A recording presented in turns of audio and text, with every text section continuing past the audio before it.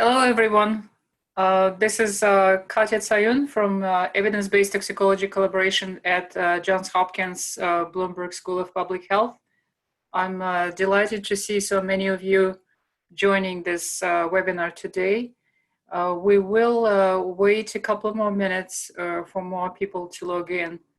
And for now, please just make sure that you are muted. We will mute everyone by default, but just make sure that you are muted and use the Q&A if you have any questions for the panelists. Again, welcome to the EBTC grade webinar, and I hope you learn a lot and participate actively.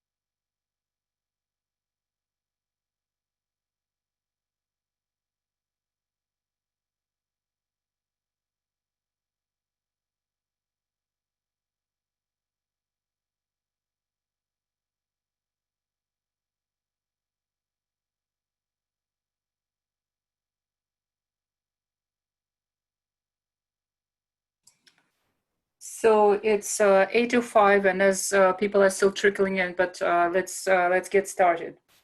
So welcome again to the EBTC grade webinar, which is preceding the grade 2-day annual meeting. And before we start, if you could please spend 10 seconds answering a questionnaire, a brief questionnaire about your background and what you want to get out of the webinar, which would help us. Camila, if you could please make this available to all the attendees and let me know when it's done.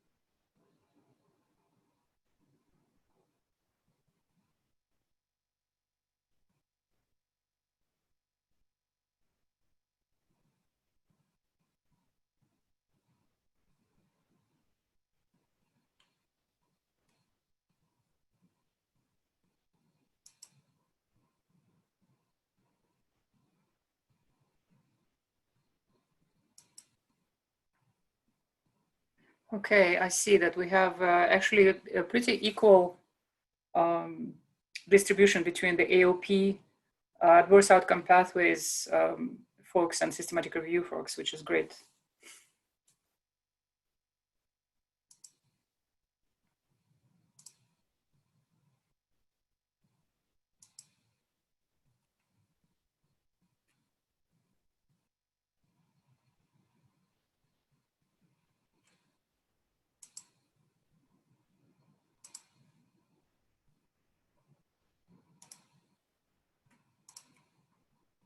Okay, so we'll stop the poll. and there will be another poll at the end also. So welcome again to the EBTC webinar. And so this is the agenda for today. The meeting is co-organized and is going to be moderated by Paul Whaley, who is a EBTC research fellow. And after a brief introduction, I'll give the powers to Paul. Again, welcome everyone, and I'm delighted to see that so many very busy people were able to commit to giving their presentations and also for attending.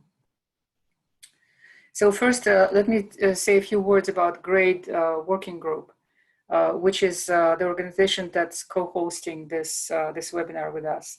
So GRADE stands for Grading of Recommendations, Assessment, Development, and Evaluation. And it's an approach for assessing certainty of evidence and strength of recommendations. It's formed 2 decades ago on evidence-based medicine principles, and it's now adopted by over 100 organizations worldwide. It's started in the field of medicine and public health, but since 2015 and even a bit earlier, it's really started getting involved in environmental and occupational health and has a subgroup, working group that's focusing on environmental and occupational health. So EBTC is the organization where myself and Paul are working. So evidence-based toxicology collaboration is an international collaboration of science, regulatory, and industry leaders that is formed to establish and coordinate evidence-based and transparent toxicology and safety assessment methods to improve the risk assessment standards for regulatory decision-making. So our vision is that evidence-based toxicology is the standard used to ensure public health, a healthy environment, and sustainable future. So there is a note about our funding for transparency, and we are at Department of Environmental Health and Engineering at the Johns Hopkins Bloomberg School of Public Health. We are governed by the Board of Trustees, which comes from different sectors interested in toxicology and public health. And we have a small staff of myself and 4 other research fellows, and Paul is one of them. We're very international. We come from different countries and different places. And most of our stakeholders and scientific advisory council and working group members also come from all over the world. So what do we work on? So EBTC's work is organized in working groups, which are governed by either EBTC staff or scientific advisory council members. And our work is divided into methodological work and practical applications, which are systematic reviews in our case.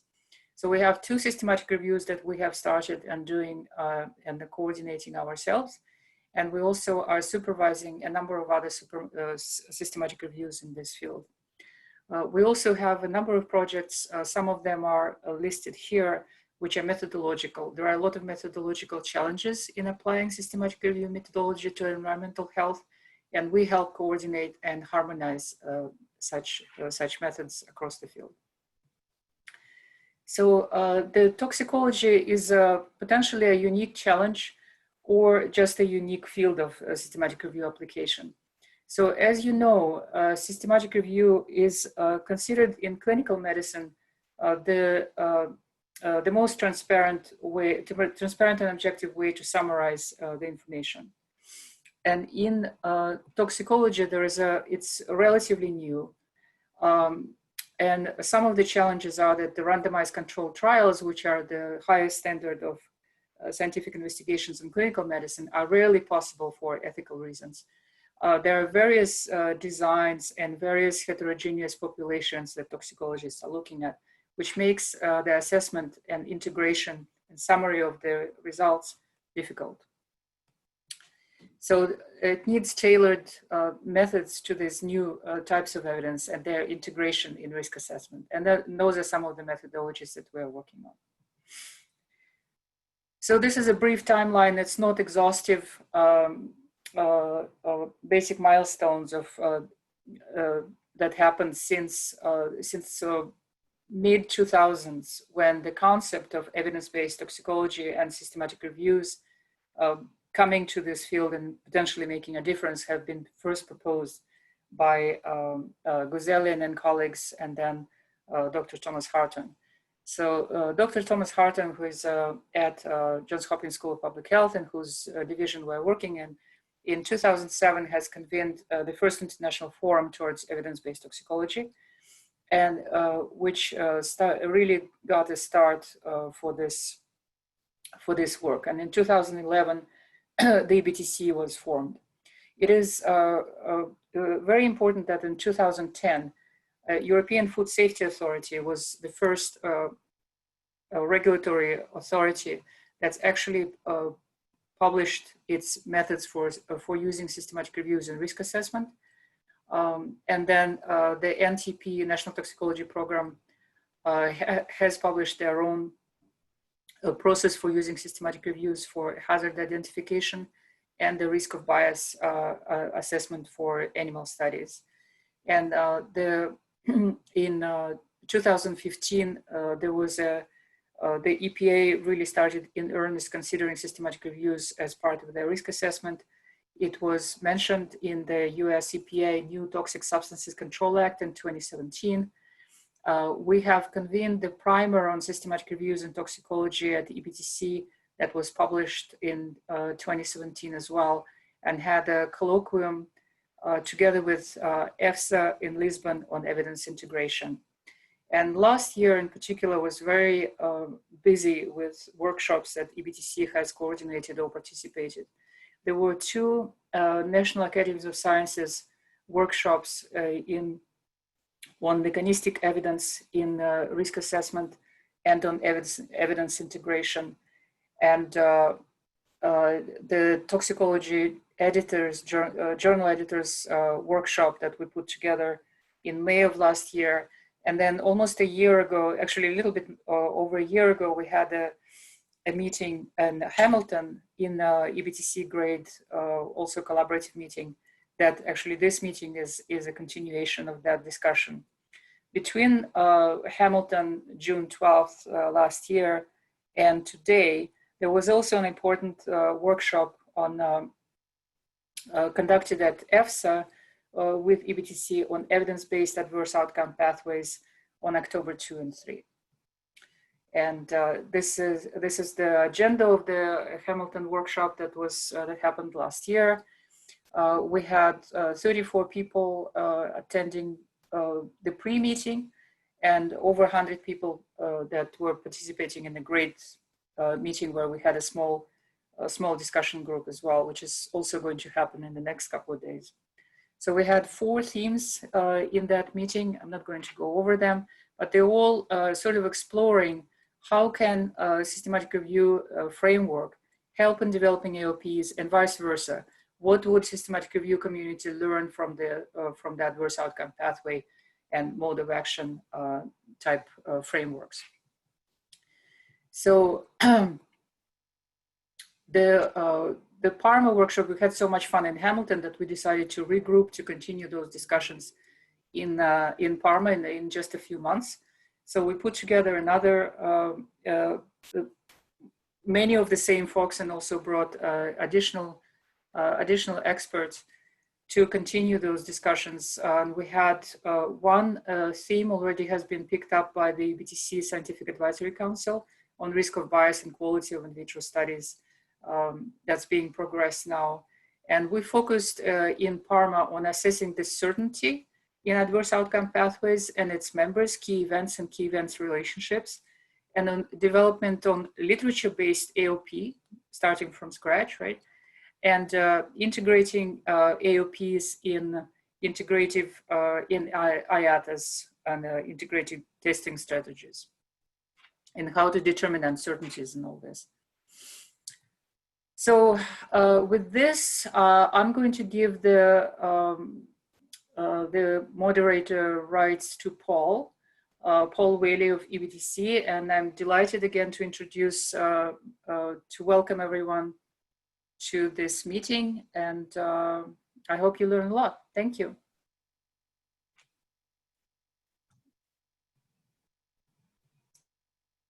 Great, thank you, Katya.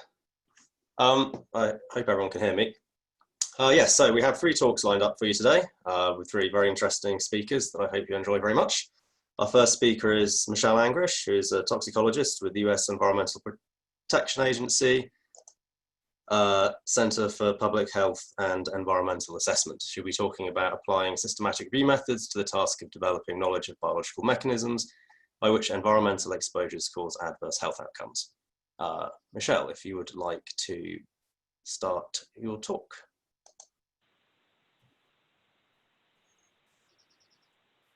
Okay, thank you, Paul. I'm going to share my screen and then we'll be ready to go. And am I being heard okay? Yeah, we can hear you just fine. Okay, great. So what I wanted to do is go through some of the workflows and some of the issues that come up during those workflows when you're trying to integrate biological information. And I'm actually really excited to see the 3 different speakers. And I think that what I'm going to be doing in the next 10 minutes is setting the stage for integrating the information. And then I actually have specific examples using cancer. So it should set Kate up really well too, I hope. Okay, so let's get into it. So the first, what we're really trying to do here is make sure that we're consistently describing the biological information, and we're deploying systematic review methods so that the information can be transparently and objectively used to answer questions from the available literature while consistently documenting all of the decisions. And then we use computers to make smarter use of our expert time. And it's really kind of broken down into exploration of, what is the information out there, prioritization of that information, and then we have to normalize across that information. That's where the semantics come in. And so what do these 3 different things look like? Well, you start out by asking a question and then, looking for literature and tagging that literature for certain things that will, in the end, help you to prioritize. So I'm not going to read through all these boxes just, for the interest of time, but I wanted to make sure all this information is available to all the participants. So you gather all of your information, and here we're really relying on subject matter experts. So SMEs are subject matter experts, and we really rely on the subject matter experts to inventory that literature, review all that literature, create tags for that information, and this can all be, fed forward so that we can teach computers, because, think about it, computers, they don't know what to do until people tell them what to do, but then they can help us make smarter use of our time. But to do that, we have to kind of normalize across all the different information that we're extracting, the entities, groups, relations, and ontologies. And so this is, again, there's a lot of work that goes into creating, digitizing the information so that it becomes machine readable. So this is kind of the gist of what I'll go over. And more specifically, I'll be explaining the concepts of SR methods that we use, touching upon just the ones that are more pertinent to this webinar, some of the information retrieval, screening, documentation processes, how we make the information accessible. Accessibility is really key. And then kind of giving a little bit of info on semantic solutions for, how do you know that you're looking at the same target, or that, you're using an assay that is measuring the same thing as another from another study. And then I'll briefly talk about how automation and AI can really kind of get this work rolling. Okay, so systematic review methods in a literature-based assessment, how can they help? I want to know about mechanism, I want to know about mode of action, et cetera. But, really what we do is we start at the very top. I mean, biological mechanisms, can be documented very transparently using experts, but we first have to develop the search terms and screening criteria to actually find the things that we're looking for. And then we have to go through and screen all of the relevant literature. And so again, here's where these subject matter experts and I think a lot about the AOP program here because there are a lot of folks interested in a particular topic, or even across the different groups that are doing literature-based assessments. We're often reviewing the exact same study so many different times. So hey, let's just crowdsource this, get it into a common database so that we don't have to keep recreating the wheel. And same with the tag. So what we do is we kind of like tag just think about you stamping something with a barcode. So that each time you review a study, you always have that barcode on there, and you'll be able to filter based on those barcodes or tags for the information that's relevant to a question. And then we have to extract the data, and that's really, that's more time consuming, but we can do that with structured formats. And so what I'm showing here is just an example from Distiller SR of a structured format that we might use. And so these would be the different tags. When you're doing an extraction. This just happens to be for cancer.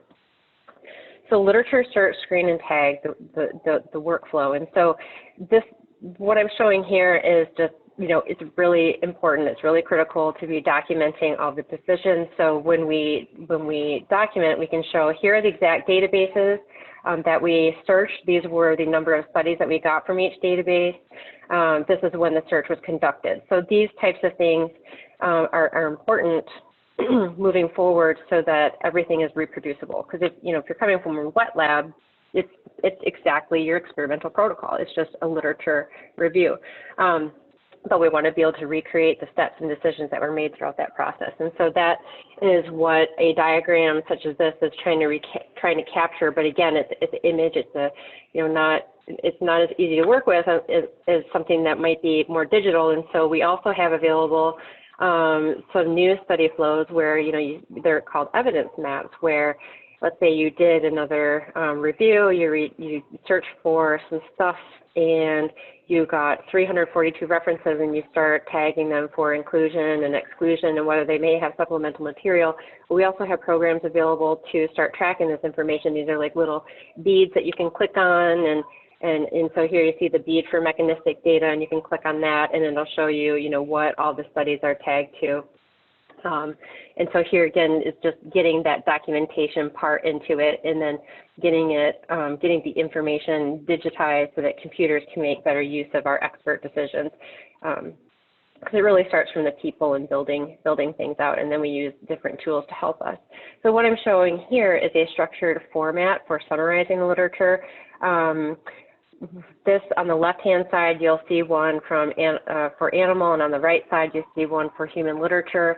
And basically, what I'm trying to point out here is just there's specific domains of information that you can kind of tag to a study, such as species, exposure, and health outcome, study design and exposure. And I mean, these are really useful to kind of carry with you throughout the process so that you can ensure that, when you get kind of to a place where you're summarizing all the information, you can look across. So let's say you have, that's on the website I don't want to show yet, but let's say you can look across and say, well, do I have anything that might be informative? Because remember at the very beginning, I talked about exploration. Okay, I explored everything. What's the summary of what's the summary looking like? And then you can look at that summary and prioritize what you're going to do next. Like, am I going to do an assessment? Do I have enough information to evaluate mechanism and so forth?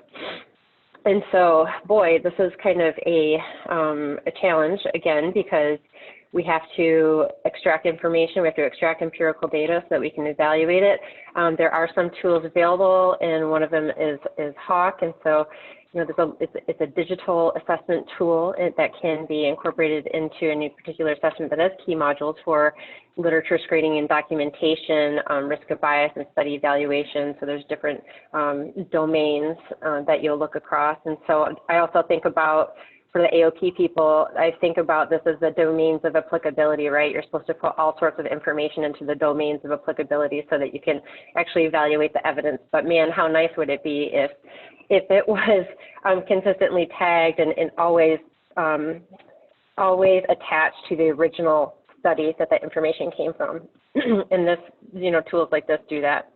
And then we also extract some of that deeper data, the dose response data, into interactive, so this you can actually interact with, the interactive visualizations, but it exists within this database.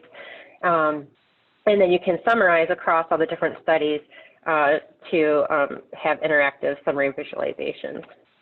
And so soon we'll also have a module for in vitro data extraction within HAWK. And so that's not, so that's after you get a little bit further down, but let's back up a little bit to that evidence-based summary. And so, wow, how this is, I mean, this is very useful in that you can, you know, let's say you did a review and you tagged all of those studies. And so what you're seeing is a heat map from Tableau. And here you can see the different evidence streams, the different species. You can look at the different health outcomes. The study details are here, the different chemicals and references, and these are interactive visualizations. So let's say, oh, I'm interested in cancer. Let's do a kind of a top-down approach, and I want to take a look at this particular outcome, cancer. This, you know, I think of each of these things as a domain. So this is a domain, a subject matter domain, and there are different, you know, modules within this domain. And so you can start to drill down and tag the evidence so that it fits within those different modules, organizing it by biology. And so here again, I'm borrowing from the AOP framework and just showing, okay, this is a domain of a whole lot of stuff. And we can kind of drill down through that domain to organize the information by topic. And so what would this actually look like? Well, here you get your subject matter experts engaged again and start, you know, looking for observations that might be pertinent to a particular question. In this case, it's cancer. And so these different observations, then you would, you know, look for possible key events. So here I'm showing this knowledge domain that you're starting to precipitate into possible key events. And so you can start tagging these things. So this is all tagging in the literature. And then you get your experts to evaluate experimental support for the hypothesized MOA. And so here I'm going to draw a line in that there's no, you know, interpretation yet. This is just making information available so that folks can do, according to their organization, evaluate within an analytical construct.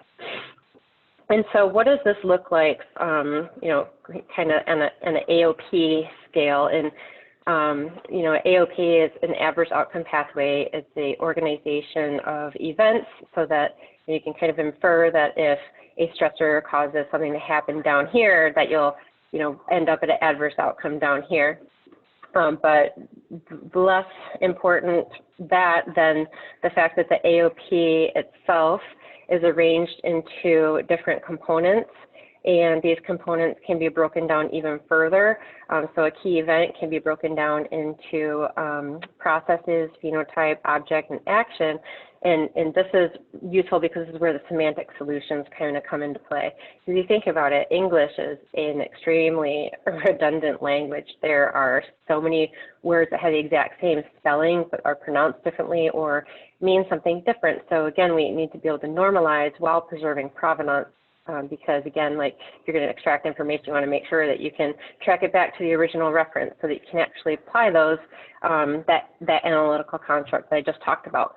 But the cool thing, the really cool thing is that the AOP categories are already addressed using ontology mapping. And the AOP categories can also be addressed by systematic review. So here we go. We have overlay, we have overlap, and we can kind of really marry these two processes together. And so what does this look like? I'm going to go back. We're just going to take this box here and kind of break it down.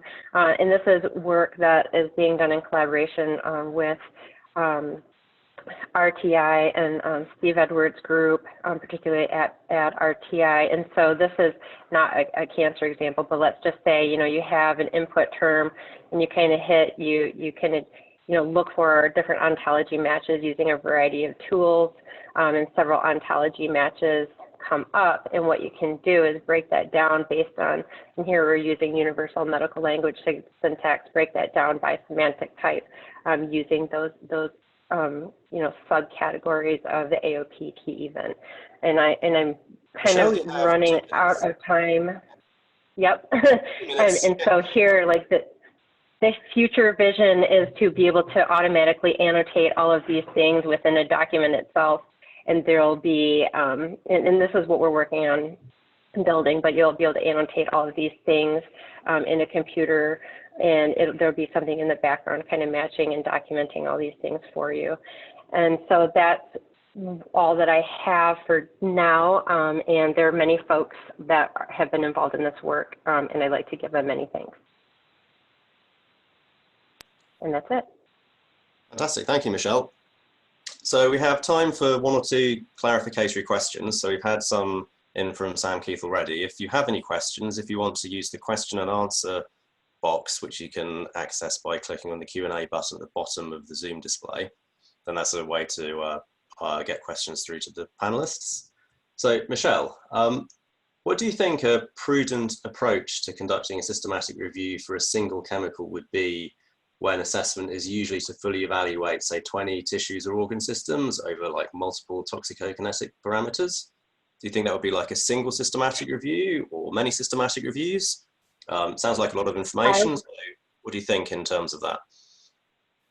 Well, I think that, you know, we have done some, so in this example evidence map, I mean, there's like 150 different, there's a lot of different chemicals in here. So what I would probably do is just, you know, if you're looking at, so you're talking many chemicals, Paul. So if you're doing many chemicals, what I probably do is create a systematic review to look at the, well, I want to talk to like the chemical people folks too, and see if we can cluster those chemicals into, you know, similar groups. Is there a chemical that would be most representative of that group? And that would maybe reduce the number of chemicals that you have to search for.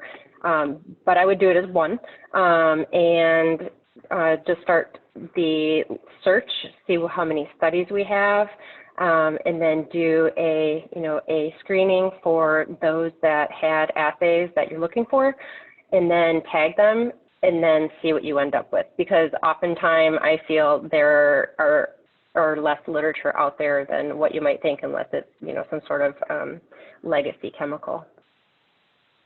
So it depends on the chemical.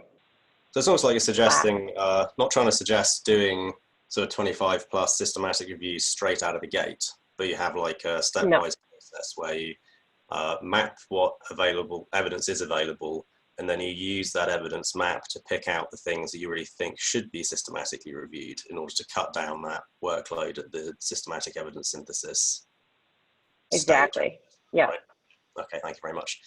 Cool, thank you very much, Michelle. Our next speaker is Nicolas Roth from the, he's a regulatory toxicologist and researcher with the Swiss Center for Applied Human Toxicology at the University of Basel.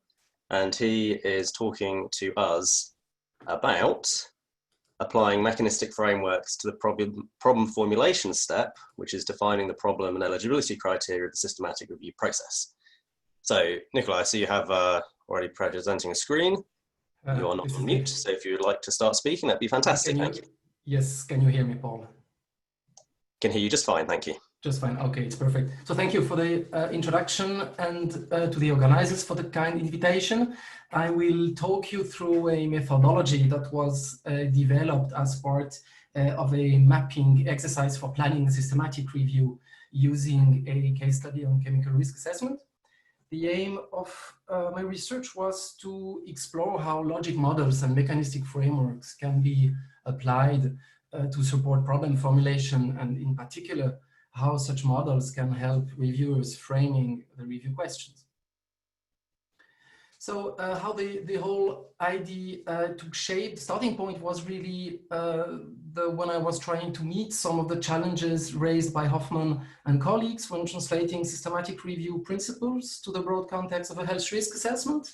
In particular, how to frame questions according to the PICO statement. This may require breaking down the primary research question into smaller questions, but then also decide which critical assessment needs to be prioritized to support framing. So then how to make sense of the breadth and complexity of the problem in a way that is compatible with an evidence-based mindset.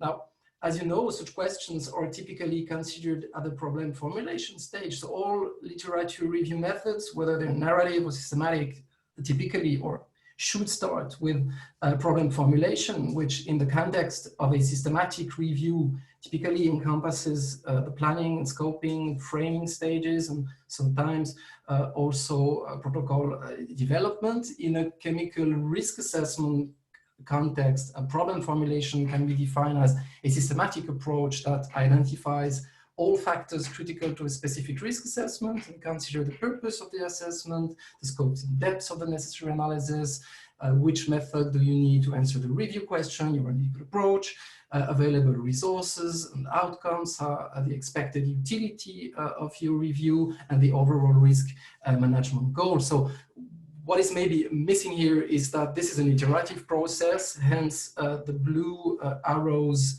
on the slide. So you keep defining and refining these steps as necessary. I have listed them here. I won't go through them in detail because I assume most of you know this quite well, but if some of you want to go back to it later, when it's posted on the web, you can. So in the end, it all boils down to how to resolve the complexity at the problem formulation stage and approach the problem systematically. So the good news for the toxicologist is that tools exist in evidence-based medicine, such as logic models that have been proposed for a more structured and systematic approach to capture to approach problem formulation. So typically these tools apply conceptual or systems thinking to capture complexity and to map out the components of the system under analysis. So such an example of a well-established model is the third US Preventive Services Task Force framework.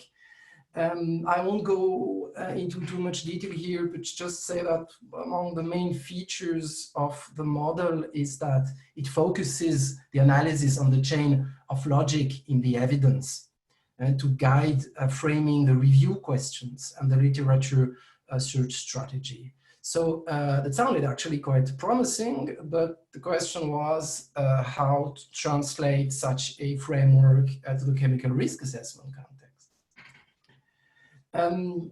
In essence, when you look at conceptual or systems thinking used in the field of evidence-based medicine, well, this is fairly similar from the so-called pathway-oriented thinking that is used in systems toxicology and exposure sciences, such as for developing adverse outcome pathways and aggregate exposure pathways framework. So actually, if you want, I mean, looking at things from a higher level and from conceptual standpoints, all these frameworks represent structured and simplified approaches to complex processes and causality events. And actually, you may even want to look at them at equally logic, pathway-oriented knowledge assembly tools.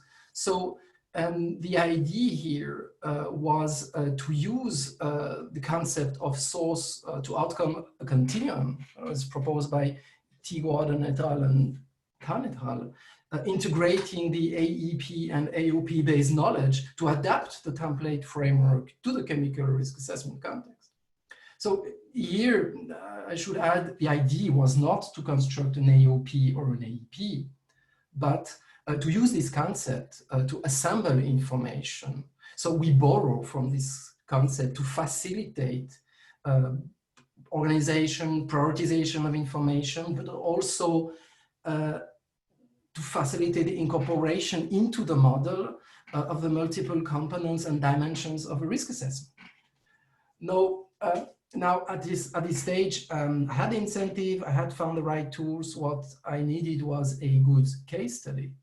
And luckily for me, at around the same time the Hoffman paper was published, a suitable case study had just landed on my desk when the SCAT was mandated to review the association between aluminum-containing antiperspirants and breast cancer risk in women.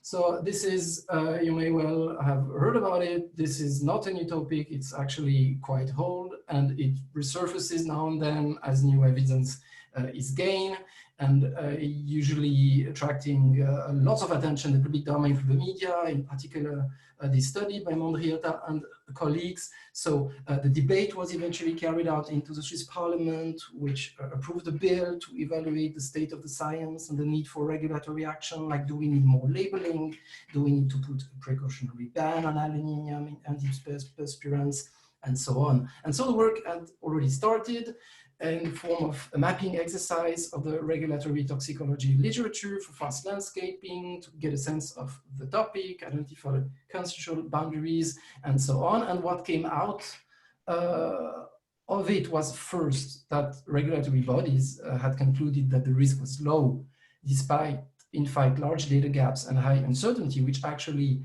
in some instances, even precluded regulatory bodies to conduct a full risk assessment. And second, that the problem and the evidence-based had not been approached systematically. So for me here, this was really a case to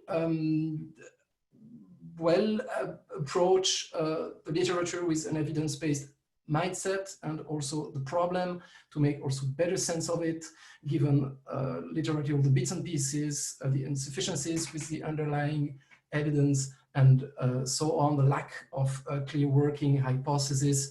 And there was really a case for organizing the available information in a way it can be interpreted. So I had my case study, and I could start constructing my model. So it starts with developing a PICO statement. So here, as a start, you can focus within the human epidemiology only. Is there an association between chronic dermal exposure to aluminium-containing antiperspirant of the development of breast cancer in adult women compared to non-exposed or less exposed women? Then you identify and prioritize your critical information needs for the assessment using the knowledge gained during the scoping stage. And last, you can then use this information as building block to construct the model along the source to outcome continuum. So this is how the model looks like. We'll go through it stepwise in a minute. The idea here is to integrate the various dimensions of a risk assessment. So it is to map out the specific linkages between exposure, hazard, and risk processes and events. That is your exposure sources, medium, external, internal exposure, the target sites, and so on, right? Your toxicity endpoints of relevance, toxicity pathways, and the risk outcomes. So here, breast cancer at an individual organism level, or increased mortality, if you want to look at it at the populational level. So each arrow in the model relates to one or more key assessment questions. So don't just be distracted too much by the number right now, but these key assessment questions each bear a number. They've been also organized according to the hazard, exposure, and risk dimensions, and the 1, 2, 3 number before them. And each of them actually specify the evidence required to establish the linkages. There is not a single way to construct the model, and probably this is done iteratively during scoping, right? But for example, you can start with exposure, your aluminium containing antiperspirants. When you apply roll-on and spray, so you start with your PICO statement, which links dermal application of the products to breast cancer. But you should be also mindful that if you apply a spray, you're going to inhale aluminium particles that may end up in your lungs, get distributed to the systemic aluminium burden. And you may also here want to test a variant of the primary working hypothesis. But there are obviously other sources of aluminium to consider that can contribute to the systemic aluminium burden, such as food, water, pharmaceuticals, and so on, and also effect modifiers like host factors, genetic predisposition, lifestyle, and other environmental factors, and so on, that can, of course, confound the association you are interested in. And then you can continue populating the exposure dimension here to capture, for example, relevant ADME processes and events, so absorption, distribution, metabolism, and elimination. And then you can also continue to populate the hazard dimension with skin inflammation, irritation, and sensitization, and also your hallmarks of cancer. So what you can see here that the model shows multiple implication in terms of exposure, right? And this is, so for example, this arrow and also those one, right? And I will now explain, take an example and explain how this works. So the idea of the model is to prioritize research question that you would typically ask yourself in a risk assessment context. So, for example, question 2.6 deals with the dermal permeation rate of aluminium. And now this is a critical piece of information for regulatory risk assessment. The question 3.2 in red here, so this is about hazard. It deals with inflammation, irritation, sensitization. Now, you may say, but why you want to consider this if your risk outcome is breast cancer? Well, you may not necessarily want to prioritize the question, but you have to ask yourself this question because it is relevant insofar it may lead to an increase in dermal absorption. This relates to the question 2.7. What is the evidence for increased aluminum absorption in case of a compromised skin compared to intact skin? Either the inflammation or the breakage of normal skin homeostasis come from shaving or irritation or sensitization. Doesn't really matter. What you are looking at here, sorry, really, it's not so much from the hazard side, but rather from the exposure side. Nicolas, you have 2 minutes. Yeah. Oh, I have to speed up. So. Actually, conceptual models can be useful at different points of a systematic review and certainly can be used as a general management, decision, and communication tool throughout. So I've really focused here on scoping and framing. So it is useful for review initiation and setting the methodological foundation of the review, for an early appraisal of the system under analysis, hypothesis testing, the validity, the soundness, the feasibility. The question is too big, you may want to split the review. Also topic, you may, it's also useful to reduce bias, as all relevant causal relationships are specified a priori, and I've listed here other anticipated known advantages. You may, well, for those people interested, you may have a look at it at a later stage. So in summary, the tool could be useful as a central decision and price prioritization tool during the problem formulation and potentially through the entire review. It allows for a more structured, objective, transparent, and systematic approach to scoping and framing. Logic modeling can certainly easily be combined with pathway-oriented thinking. The intent was not, again, to draft an AOP or an AEP. I'm not entirely convinced this can be referred to as a mechanistic framework, but it's definitely a screening machine. And the approach needs further exploration and application to other chemical risk assessment contexts. If you want to know more, the paper has been freshly published in Environment International, and I thank these people, my colleagues at the SCAT, Jenny Sandström, Martin Wilks, and Lotte Eicher for very useful discussion and also challenging discussions, and the colleague at the Federal Department of Home Affairs, Barbara Engerli and Jörg Zahn. Thank you for your attention. Fantastic. Thank you very much, Nicolas. We have one question here from Sam Keith. He asks, how was the normal aluminum oral intake in food and food additives taken into consideration in your model? Yeah, so let's go. So this would be the other. I'm still sharing. Am I still sharing the screen? No, I think not. No, sorry, I just stopped it. Yeah. Okay. Well, it's actually captured in other sources of exposure, right?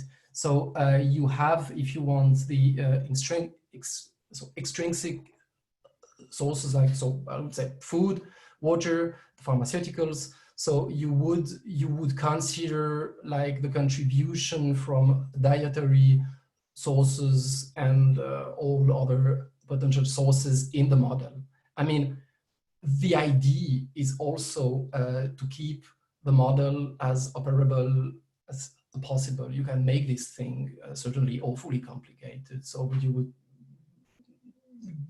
suppose it would lead you to really overkill by over-analysis. So you have to manage some kind of balance between the abstraction and still retaining some kind of also biological accuracy, right? So it's true that here it's in the model, this is not explicitly addressed. Cool. Thank you, Nicolas. We can return to this issue with the panel session, which is coming up. So our final speaker is Dr. Kate Guyton, who is Senior Toxicologist at the International Agency for Research on Cancer Monograph program.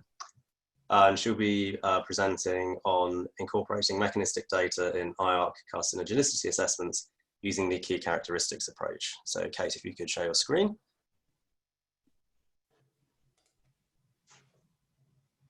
Thank you very much. And good morning, good afternoon, everyone. And let me see if I can get my share going. Let's see.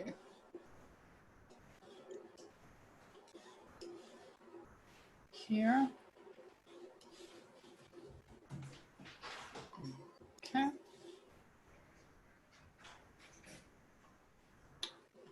Is that, are you seeing my slides or do I need to switch the displays? We're seeing your, you need to switch the displays because we're looking at your speaker panel, basically.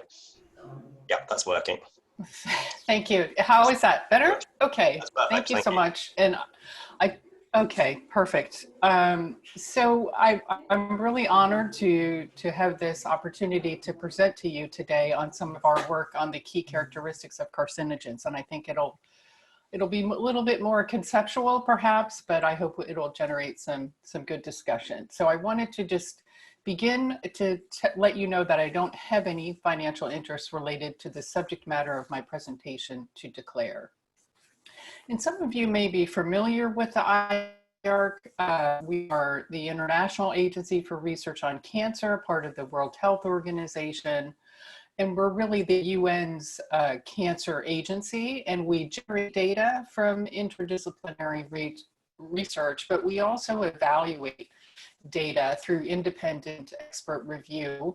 And we have a number of programs that do this. The Blue Books, which really define how cancers are classified around the world. We have global cancer statistics, but I'm in the Monographs program, as shown here. We have a partner program that looks at the handbooks of cancer prevention. So the first thing you might wonder about the Monographs program is how these evaluations are conducted. So if you had a big pile of evidence, such as shown in the upper left-hand corner of this slide, how do they get turned into these orange covered books that are known as the IARC monographs? And really the answers to that are provided in the preamble to the IARC monographs. This is a short document that really gives the methods.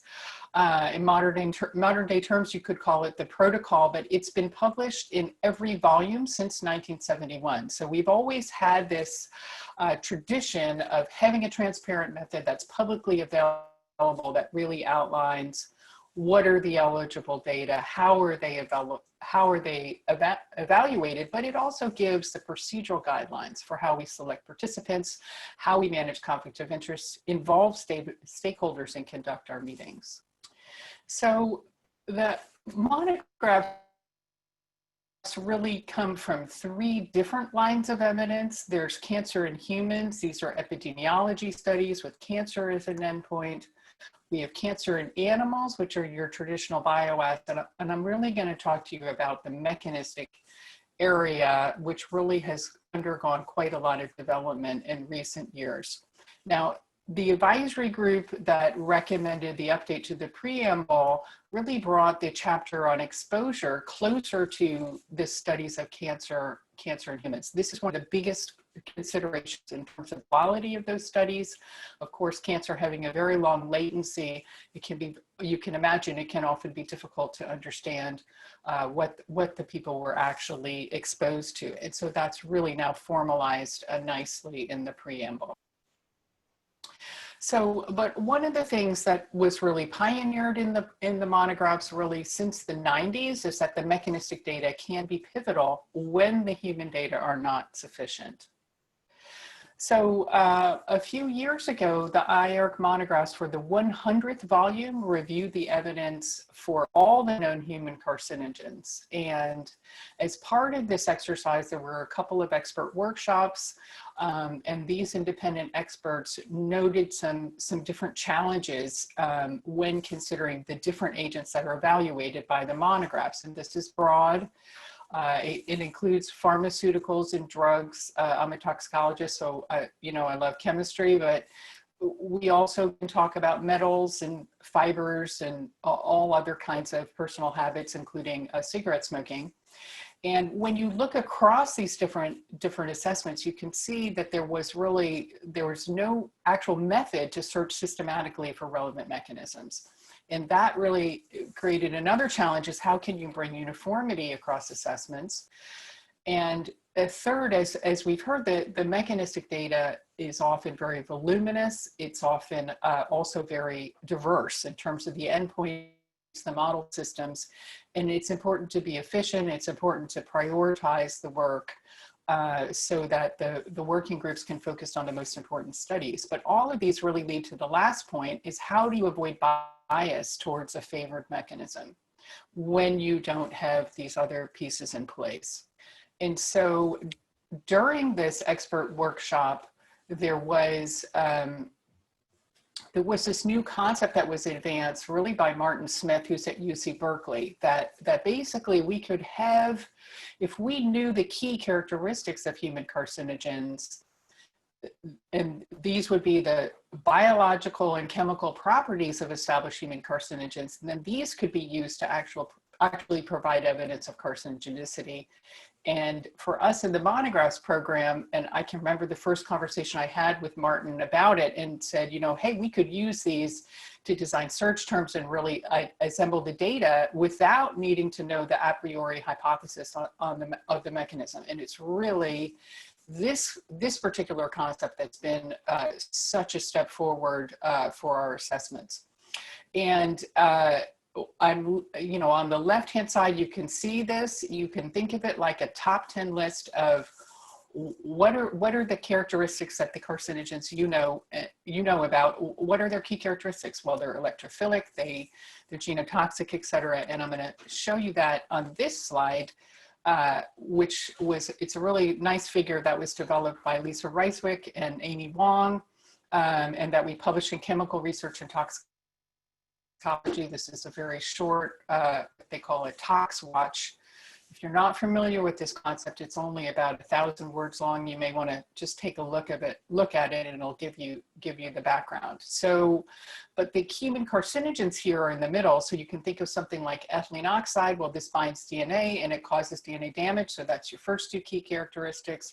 You can think about etoposide, which actually that affects DNA repair and causes genomic instability. So that's its key characteristic. Other things like immunosuppressive drugs sitting over here, they're immunosuppressive. That's actually what they do during their day job. And viruses, we've had a lot of these in the news lately, but there are cancer-causing viruses, and they cause immortalization, and they also do what's kind of shown here. You get one cell and it gets turned into many. So that's a complex process. And some of these carcinogens shown in black, cigarette smoking, we know, asbestos, benzene, they really have many of these key characteristics, and I'll come back to that a little later. So as I mentioned, we thought, well, maybe we could use these really as like a pico question.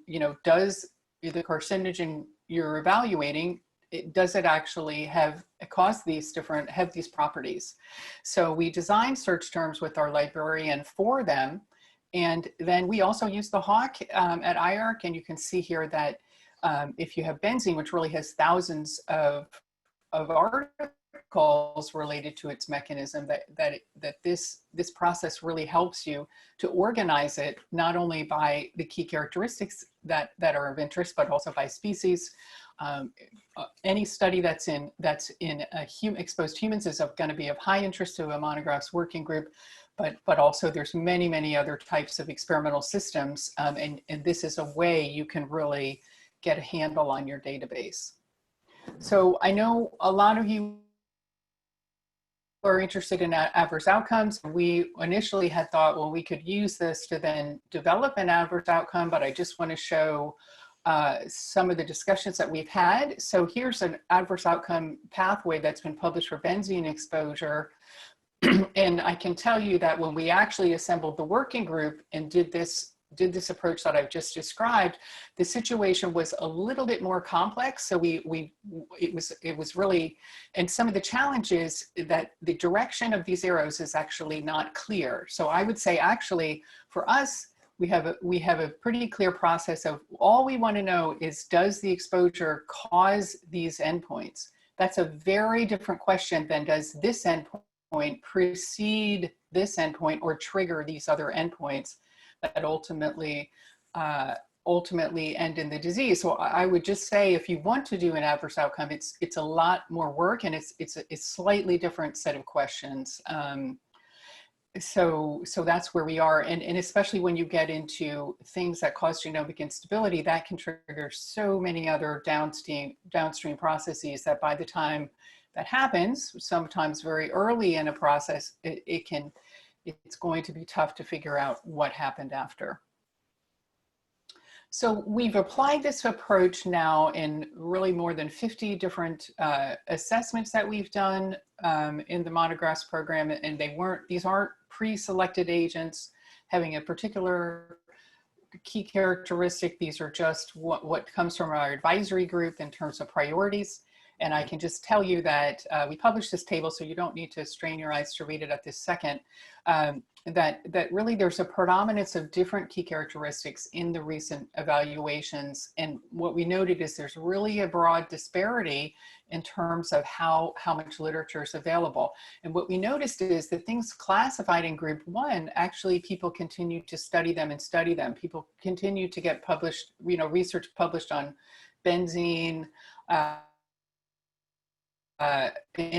actually some of the new carcinogens we've identified, whereas some of the things we've classified in group 2B, really there's just a paucity of data. So, but I would just say this approach, some people thought, well, once you do this, you're gonna have strong evidence for everything. Well, that just hasn't been the case. For all of these agents, very few of them were actually, the overall evaluation was changed, and the high throughput data that were available to us had overall very little impact. So based on some of this experience, the preamble that was updated really did change how the mechanistic data is evaluated, in part kind of implementing the steps shown here of kind of formalizing how we are identifying information, screening and selecting it, and evaluating the quality and reporting on the characteristics of the studies, as well as the synthesis. And that was a really, really incredible meeting. We were very grateful to our advisory group, but we also had observers, including Katja. It was just fantastic to have some broad expertise in the room during this process. So I'm just going to finish by describing some of the changes, and hopefully leave some time for questions. The other aspect of the mechanistic data is the questions you're actually trying to answer are diverse. And so we have 3 different questions. One is whether it belongs, based on mechanistic considerations, to a class of agents, one of which is probably carcinogenic or carcinogenic. So this has been in the preamble as previously, and it's really the situation where you have another agent that binds the AH receptor. It acts like a dioxin, and you could make a classification based on it if you have the evidence to support that. The second topic is really about the key characteristics of carcinogens, as I've described. And when you have that evidence, it's really broken down into, then you have to ask another series of questions, whether it's in exposed humans, in human primary cells, and we have the advisory group was very strong on wanting that particular type of evidence, or whether it's in experimental systems. Now, it's also possible that the mechanism is not relevant to humans. You can think about having a positive animal bioassay, but it's an alpha-2U mechanism or one of these others that really isn't applicable, and you would not take that forward in your hazard assessment for determining carcinogenicity to humans. So it's just important to remember that we've got to consider all these different topics, and the key characteristics have been a good tool for assembling the data independently of which of those questions is on the table. So this grid that the IARC monographs uses in overall evaluations, we call this structured expert judgment. Our approach has been really adopted broadly by many others, including in the navigation guide, as you're familiar, but others. So I just want to update you on what's new.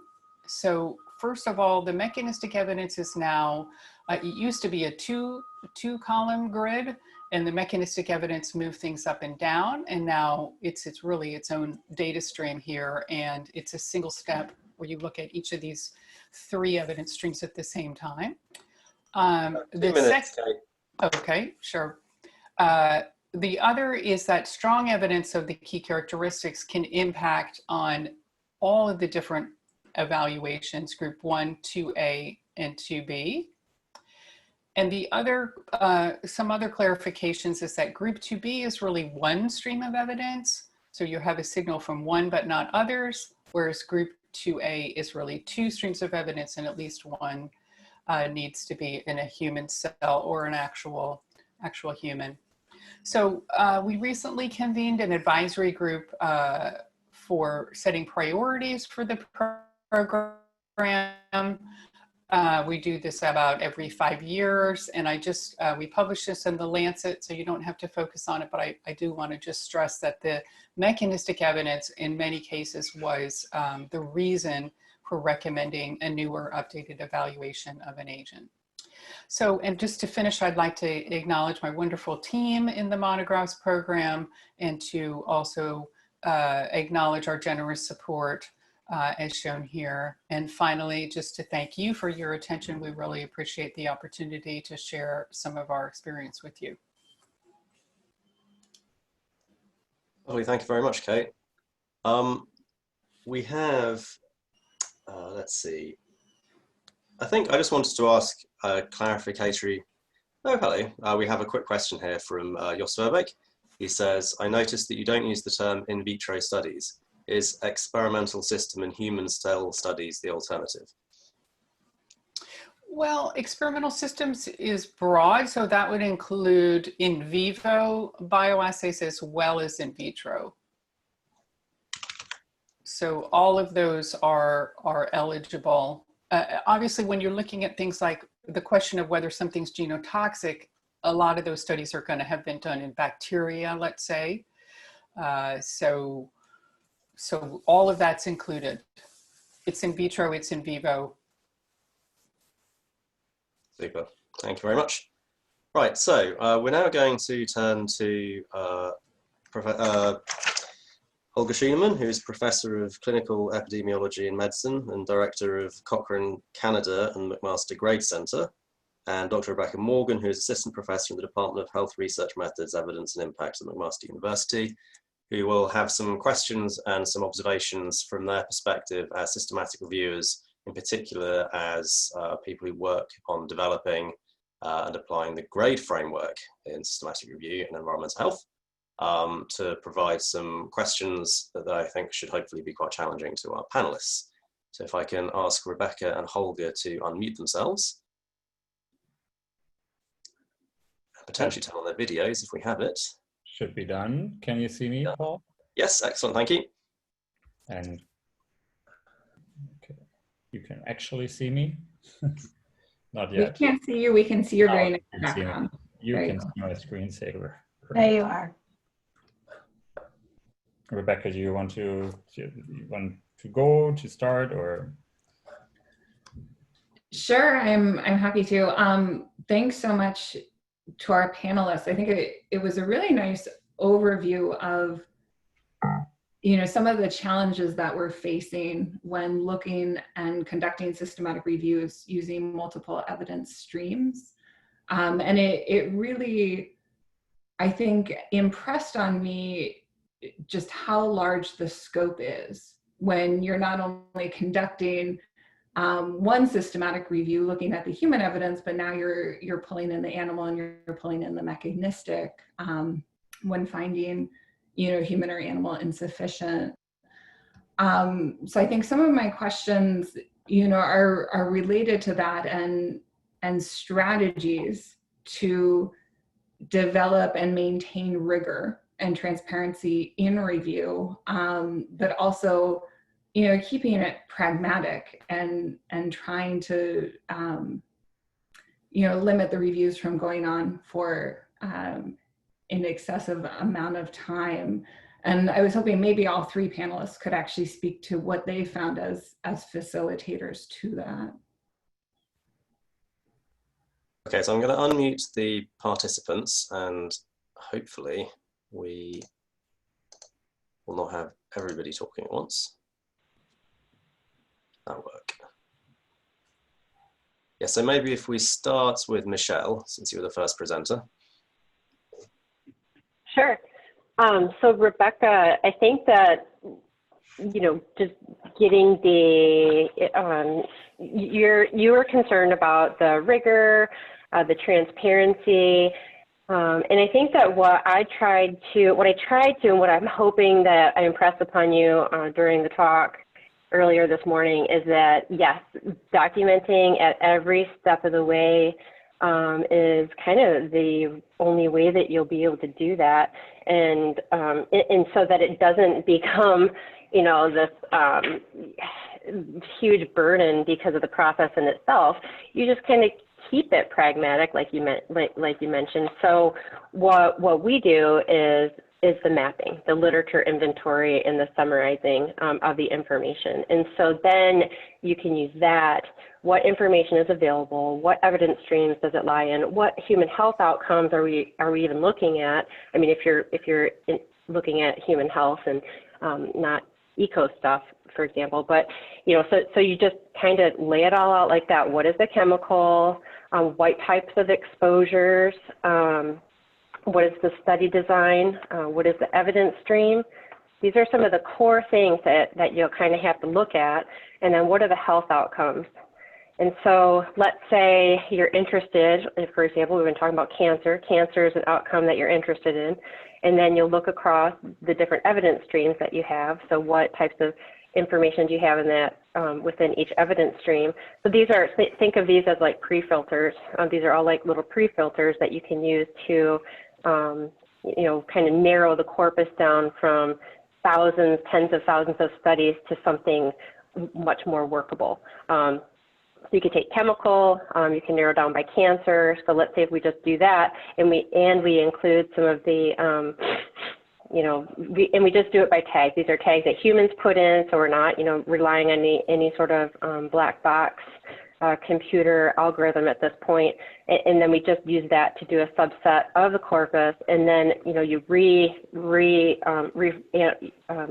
redo, kind of refine your question and, you know, decide what's the scope of the review based on, you know, priorities and timelines and resources, et cetera. But yeah, maintaining provenance and you know, make sure that original study is tracked all the way is really critical. Nicolas, so you've been talking about logic models. How do you think that your work on those helps with managing this potential avalanche of information when you're trying to do systematic reviews for risk assessment purposes?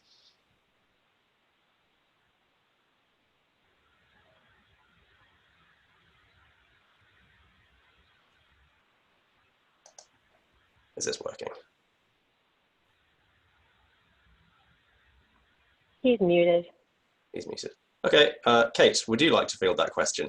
Actually, no, not the logic models on, but the key characteristics of carcinogens and how that gives one an entryway to making manageable the data volume challenge, I guess, that you're faced with at IARC, for example.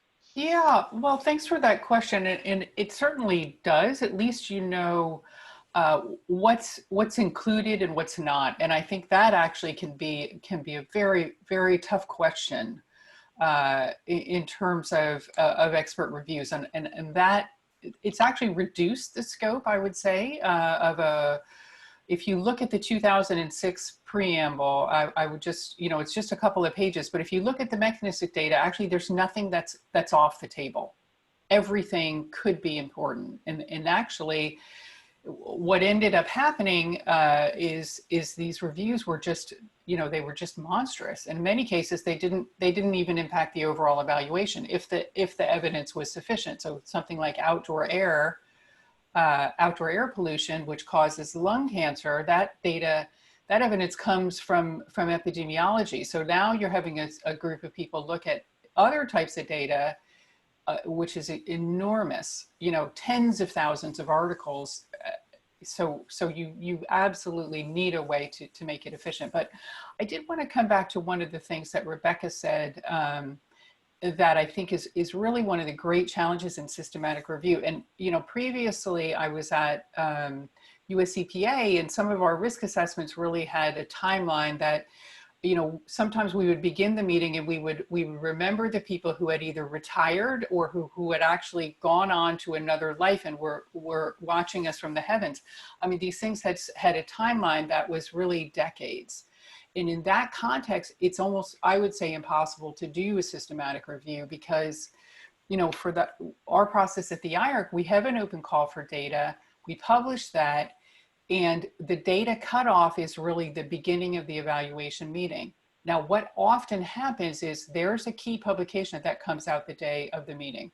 So whatever you thought were the highest quality studies, you've got to look at that all again, because maybe this one, which maybe has a different direction of effect, has to be kind of woven into now your synthesis. So I really think Rebecca has kind of hit the nail on the head in terms of what is the biggest challenge. What data are you including, and what do you do? How do you make it manageable, including taking advantage of whatever the last study was, because honestly, we don't have an exclusion for year. So we've got some really ancient stuff. We don't have an exclusion for language, so it can be anywhere in the world. And then, boom, here comes something, and you've got to be able to incorporate it. So, Rebecca and Holger, do you have a response to Michelle and Kate? Because we also have a question, which is probably relevant certainly to grade as well, coming in from the audience, that asks about standards or tools that are used to evaluate data that's identified in a systematic review. So obviously the mere presence of information isn't sufficient. There's an interest in how you evaluate the strength of a particular characteristic, say a key characteristic of carcinogenicity or something else, based on study quality. Yeah.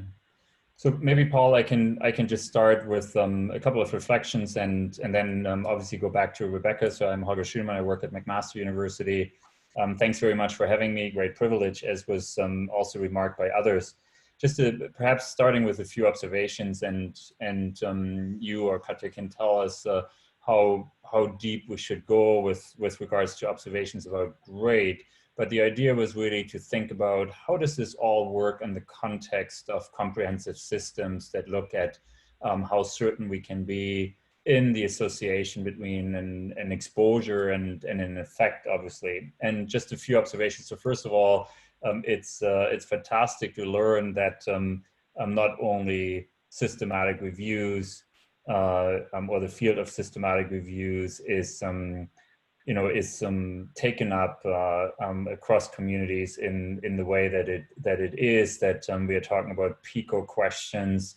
I was impressed by Nicolas' presentation about the considerations of conceptual or analytical frameworks that come from work primarily of the terminology, at least the U.S. Service Preventive Task Force, very much focusing on evidence evaluation. But just to come back to perhaps Kate's point, and then I do have a observation or a question as well, Paul, and you have to let me know if you'd like me to answer that other question first or pose my question. But anyways, I heard Kate mention we don't have language restrictions. We don't restrict our systematic review in terms of inclusion criteria or exclusion criteria by date. Those are common problems across the field, right? I think what often happens is that in the context of other types of systematic reviews, we are fortunate enough to have some sort of cutoffs for dates or for study inclusion with regards to when they were published. But this is a simple result of information having either become out of date or certain interventions not being available before. So I think that's a problem that we all face, that the timing is endless, and the same in terms of language restrictions. So that all depends on how you phrase the question. But I think what you raised at the very end relates to what we are struggling, or other groups are struggling with, in particular in the context of the ongoing pandemic, and that is living reviews, right? It is really, you mentioned, well, boom, there's another study, you need to consider it. And what we're really talking about is trying to adopt methods that allow us to constantly update and work off an evidence base that has been pre-appraised, where these additional pieces of evidence just form additional information and are not part of some base review that we need to do, and where it becomes extraordinarily complicated. That's perhaps my quick response to Kate, and then Paul, I have a couple other things to consider, perhaps. Paul, would you like me to comment on that? Yeah, we are running a bit short on time, Okay. so I think if we can keep responses brief, and then Holger can, and then I'd like to hear from Nicola again just before we sign off. So yeah, so Holger, thank you for that. And I think it's really about having the rules. When you say we're going to do this review, it's going to go from X time to Y time, and that's it. And if your study gets published a day late, I'm really sorry about it. And they're snapshots in time. They're snapshots in time. This is what we did. We reviewed the evidence from A to B, and that's it. And you know what? 10 years later, it could be a different story. Well, let's wait and see, right? So having these rules in place is just absolutely critical. Right, but what is your, Kate? What is your take on? So that's a given, right? For a systematic review, there's search dates and so on. But what's the thought in the community relating this back to what we are struggling with in the context of living reviews and living recommendations, right? As evidence changes, in particular in areas where there's lots of active research. What's the thought on living systematic reviews? In other words, yes, there's a cutoff date for your publication today, but keeping a review alive means that, in particular in areas where there's rapidly changing evidence, are there strategies to think about doing living reviews in the environmental health field, in particular in those areas? Or is it too closely related to regulation that would just confuse players? Yeah, can I answer this one? Sure, go ahead. Oh, sorry, Kate. So the answer to that is yes. There are strategies to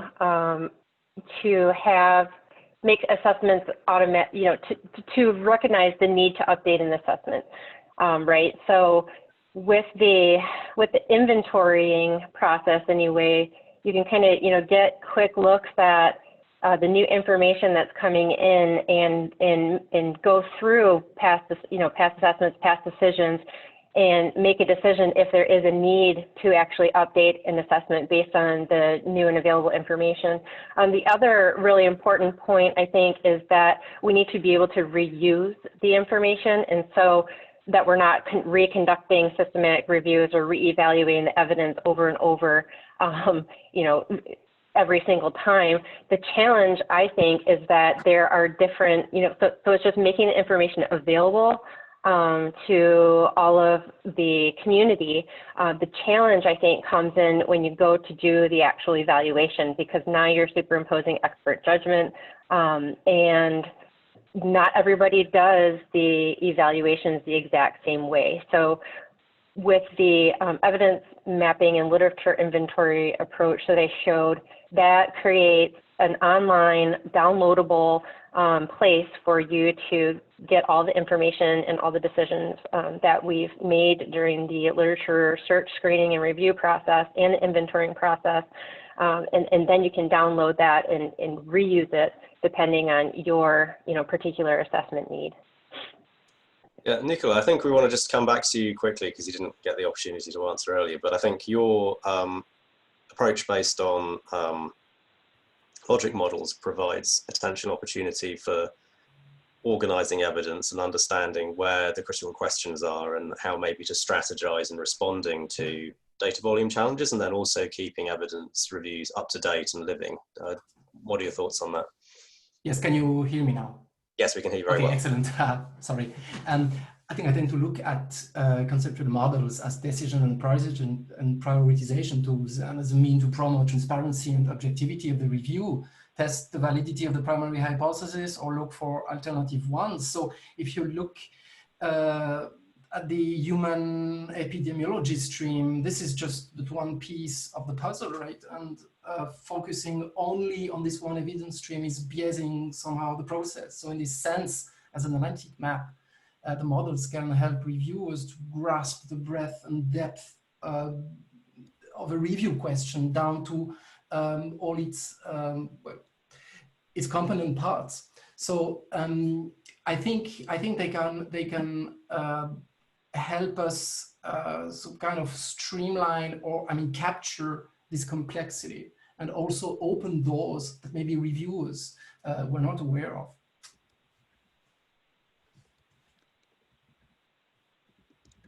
Thank you, Nicola. We are running out of time, so we have our second session coming up in an hour and a half, I think. Katya, would you like to thank our presenters and just let everyone know what the plan for the rest of the day is?